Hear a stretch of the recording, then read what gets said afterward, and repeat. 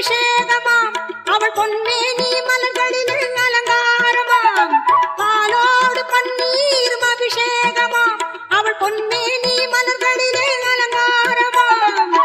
மங்கள குங்குமத்தில் திலகமாம் அவள் மஞ்சள் நிற ஆடை கட்டி வந்திடுவாளாம் முத்துமாரி அம்மனுக்கு திருநாளாம் அவள் முகத்தழகை காண வரும் ஒரு நாளாம்.